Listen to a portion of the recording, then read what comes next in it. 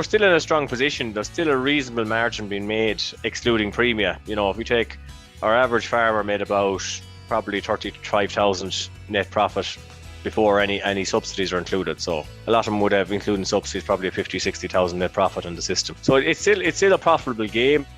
Hello and welcome to the Beef Edge, the Teagasc Beef podcast, for all your latest news, information and advice for Irish beef farmers.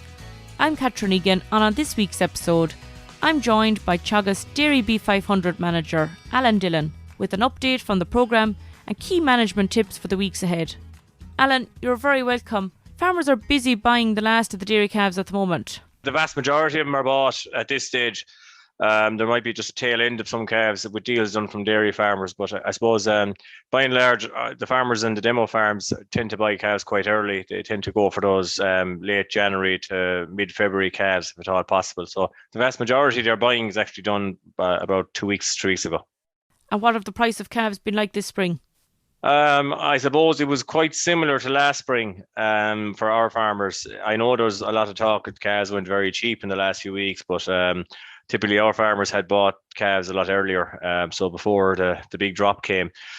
I suppose while it does bring into question the value of the early calf when they are that bit more expensive to buy day one versus getting a much cheaper calf maybe later in the spring.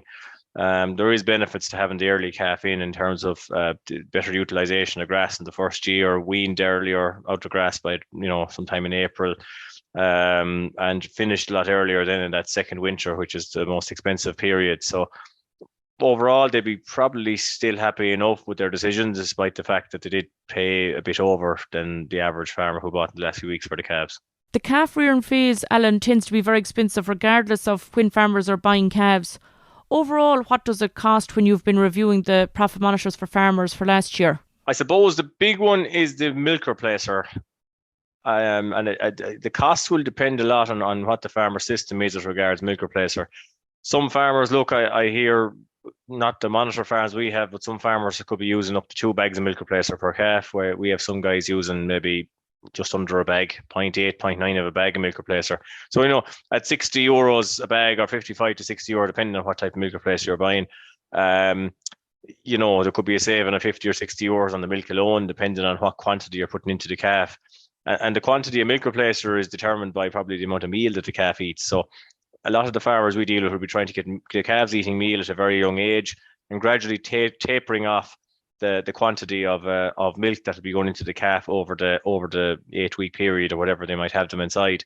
So by the time the calf is coming up to 8, 9, 10 weeks of age, that calf could be eating 1.5 plus kilos of meal, up to maybe touching towards 2 kilos of meal, with a bit of roughage in the form of either straw or silage or maybe a bit of hay or something like that towards the end. So that would be the big cost. The meal, I suppose, is gone dear. Typically, the calf meal is bought in small bags because it's highly molasses, so it won't go in a bin in most cases. So it's costing you anything from 12 to 15 euros a bag. Typically a calf could eat 2 bags of that anyway in the rearing phase, so that could be 25 to 30 euros again on top of the milk cost. And then you have your vaccines and your straw. So most guys are doing them for maybe some kind of intranasal vaccine for pneumonia, a coccidiosis dose, which typically could, and maybe a blackleg dose as well early in the time, and then a follow-up later, which will probably come to, a little over 10 euros probably a head. Plus straw isn't cheap either anymore. So straw is coming in at probably, 25 to 30 a bale delivered at the minute, depending on what part of the country. And if you're in the east, it's a good bit cheaper. If you're in the west, it's a little bit dearer. The haulage is adding a lot of extra costs. So, you could probably put in the region of 150 euros on the cost of rearing a calf at least at the minute. And it's probably a bit of a turn off to some people. While the calf is cheap, there is a lot of money to go in once that calf arrives in the farm, and you're waiting the bones of 2 years to get your money back. So that's often the crux we find for farmers that get into calf rearing, is that they tend to forget that it's a full 2-year cycle before you really start to see money back.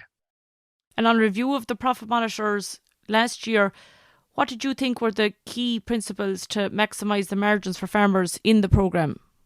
Yeah, I suppose last year was a funny year.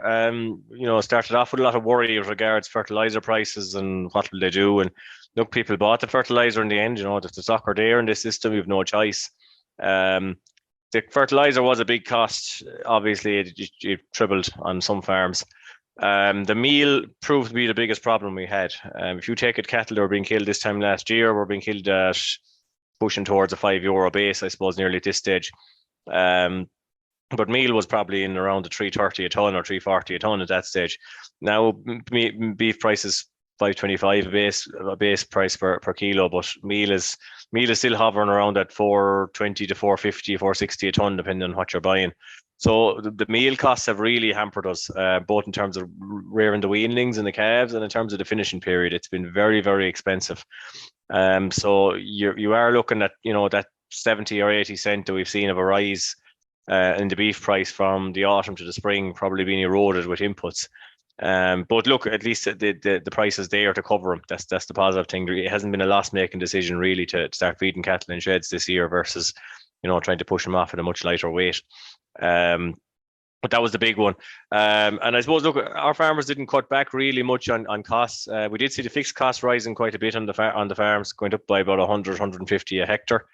A lot of that is probably down to machinery replacement costs and repairs and diesel and, even simple things like fencing posts and that are gone extremely expensive. So that's obviously going to have a knock-on effect in terms of our cost of production. Our margins went back a bit. Now they're still over the 500 a hectare. They're still at around 515 on average per hectare, back from around 650, I think, or something last year. So we're back a little bit, but we're still in a strong position. There's still a reasonable margin being made, excluding premia. If you take our average farmer made about probably 35,000 net profit before any subsidies are included. So, a lot of them would have, including subsidies, probably a 50, 60,000 net profit on the system. So it's still a profitable game. We thought it would have been better last year. But the input costs in the back end particularly caught us when beef price dropped to around 460 a kilo come I suppose it was September, October time, and meal prices had ratcheted up to around 450 a ton. That was where the pinch came. So any of those cattle that were being killed at that stage didn't really leave a huge amount of margin, depending if they had to be housed for any significant period of time. I suppose it really comes back to managing costs, Alan, for that system and maximising the amount of grass. It's been a difficult spring, particularly with the recent rainfall, and grazing conditions have been very difficult. How are farmers coping? I suppose our farmers were lucky. I suppose while a lot of them are killing cattle quite early now, they've changed their system slightly. They had quite a buffer of silage left over. So they didn't actually have to go out and purchase silage in most scenarios. Only one or two farmers actually had to buy silage. So there was a kind of a cushion there, at least, that was able to hold them over this long, prolonged wet period. A lot of the farmers did get out in February and grazed for maybe 4 weeks or thereabouts. And that was a big saving as well in terms of silage and in terms of just taking pressure off housing, etc. But look, a lot of them were back in then for the last month. A lot of them have turned stock out in the last probably week or so again.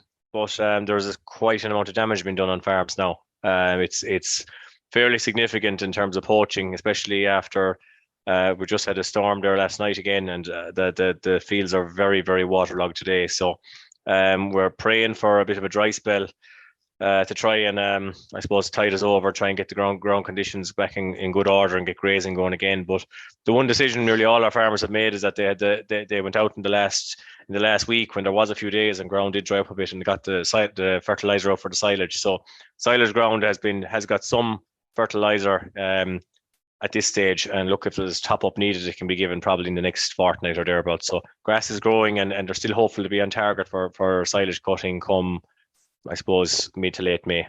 I suppose some farmers, Alan, even rehoused following the rain at the weekend. Yeah. How are they going to manage grass and avoid issues later on the grazing season to get these heavier covers grazed now at the moment? Yeah, I suppose the problem at the minute is the ground conditions aren't allowing much to happen really. And as I said, the cattle are out in places and they are marking it.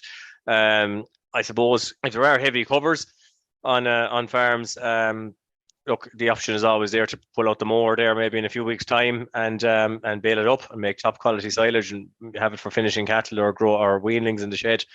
And that's the decision people will have to make, and it's important maybe to have walked that farm maybe every week from now on, because look, weather will dry up at some stage. I don't know, is it going to happen this week or next week, but it will dry up and suddenly you will see heat and then a burst of growth, and you can go from you can go to massive surpluses all of a sudden because we have been delayed with our turnout for grazing, and because growth rates are naturally just going to pick up with the time of year. So farmers are going to have to be ready to, take out paddocks, don't delay, get your fertilizer out after it. There's not much slurry going out in a lot of cases for silage as well. We know that people are just made the decision to throw out the bag fertilizer instead in terms of nitrogen and P&K on the basis that, look, there's heavy covers of grass on some silage fields. If you were to spread, you couldn't really spread slurry on it because it's, number one, too wet, and also because the covers are too heavy, you would dirty the grass. And the second thing is, if we did actually go in and graze silage ground now, by the time you've grazed, slurry out, fertilized again, you'll be into probably the 15th, 20th of June by the time you get the silage cut, which is no good in our scenario. So the decision has been made to maybe buy 0730 or 18612 and put out maybe some protected urea with it to try and grow that first crop of silage and put the slurry out after in mid to late May. I suppose, Alan, due to the delayed turnout, some farmers made the decision maybe to draft some cattle now and that they might remain housed and finish from the shed. What management will they need? I'd say, look, the first thing is that they need to have a good supply of top quality silage that will tide them over for another month or so, because if you did only make the decision in the last couple of weeks to draft cattle for slaughter, they will take, depending on what kind of cattle they are, they will take at least 40 to 50 days, I suppose, of feeding to get out of the shed. So you're into May, you probably will be dealing with a better beef price at that stage, which will probably justify the extra cost. But I would say, look, having enough space in the sheds, having I suppose that you have enough cash supply in terms of buying ration for these cattle that we were going to turn out to grass for the next couple of months. I suppose lice control maybe is another thing. There are cattle probably that are starting to leak in sheds for the last few weeks, and some farmers didn't treat them, I suppose, in the base that they were going out to grass. It didn't really matter. But if they are starting to leak again, I would say maybe give a follow-up treatment with a pour on for lice. Other than that, I suppose you need to look at the weights of the cattle. You really need to be looking at something well in excess of 500 kilos now at this stage to be justifying feeding it for any period of time indoors, especially if in terms of a bullock or a heifer. A bull, different scenario. Okay, if you're going to feed them on to kill, you can feed them on for probably a prolonged period inside and maybe kill them in July if instead of turning them out to grass. They will, I suppose, convert much more efficiently than a bullock or a heifer, and I suppose they are maybe an easier handled inside. But look, there's a number of it's a decision, look, you'd want to be making now at this stage if you are going to start feeding. And be ready, I suppose, for extra costs in the short term. And I suppose then you have also the issue that if you had cattle that were going to go out and they're not, you will have extra grass supply to deal with in the next couple of months. A lot of different issues to be discussed, Ellen, really, probably with their local advisor to put a plan in place now. Yeah, definitely. The DairyBeef scheme is now open. What do farmers need to know about it, Ellen? Yeah, the DairyBeef scheme is it's basically the same scheme as there was there the last 2 years. It's to weigh the calves. The only change that we have now is there is what is it, about 50 calves? You can get paid on 50 calves now versus 40 calves previously. 20 euros a calf.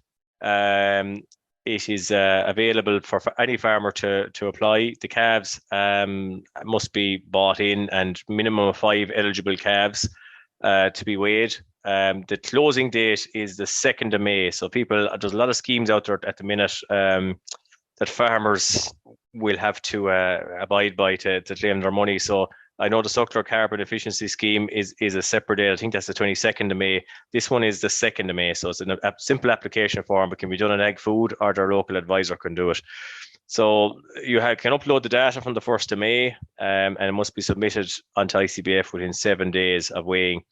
And the weighing can continue up until the 1st of November 2023. So that's just the few things. So basically there's €1,000 at stake for farmers versus, I think, the initial run of the scheme there was only €400. So there's a little bit extra there to be claimed.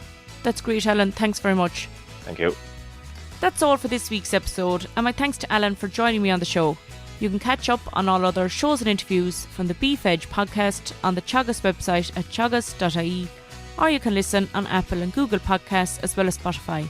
Don't forget to rate, review and subscribe so you never miss a show. For all other updates from our beef programme, keep an eye on our Twitter and Facebook pages. Until next time, I'm Catherine Egan, and thanks for listening.